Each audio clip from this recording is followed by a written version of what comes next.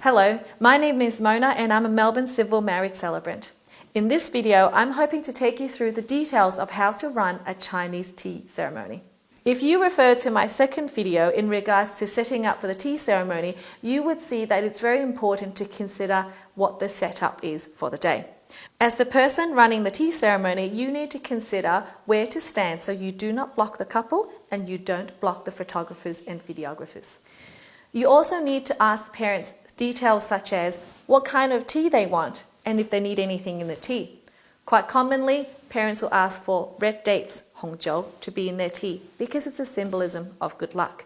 But there are lots of other things that parents might demand to be in that cup, and it's best to ask them and make sure.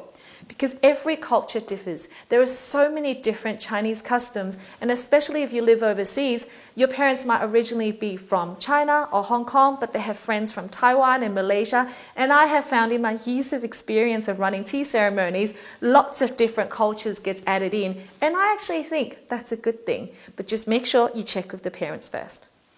Another thing to consider is who needs to receive cups of tea and in what order. Traditionally, it's parents first, grandparents, and then aunties and uncles, great aunties and uncles, then older cousins. How many cups of tea? Usually the bride or groom gives a tea, and then the bride or groom gives a tea. But when it's aunties and uncles, you might want to ask, is it okay to use paper cups? And is it okay if both the bride and groom give the same cup of tea to the person receiving it in one go?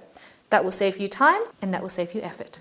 Another thing to consider is whether or not the newlyweds need to kneel. Traditionally, you kneel for your parents, aunties and uncles, grandparents, and great aunts and great uncles. But again, it's up to the couple and up to the parents. Just make sure you ask ahead of time.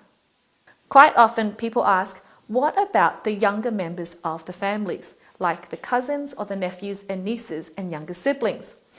There are actually quite a few cultures where the younger members of the family would give tea to the couple. Whether or not that's part of your tradition is up to you. As long as the parents think it's okay and you think it's a good idea, I think go for it.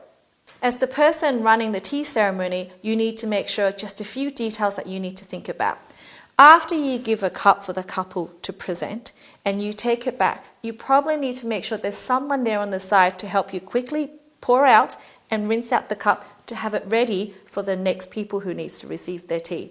Quite often you would have one of the bridesmaids or a cousin to help you just behind you where they're out of the way but can quickly tune through the cups for you. Quite often for Cantonese speaking relatives and families, they want what we have lucky sayings as part of their Chinese tea ceremonies. It's a great idea to lighten the mood of the ceremony, and often it's said after the tea has been received.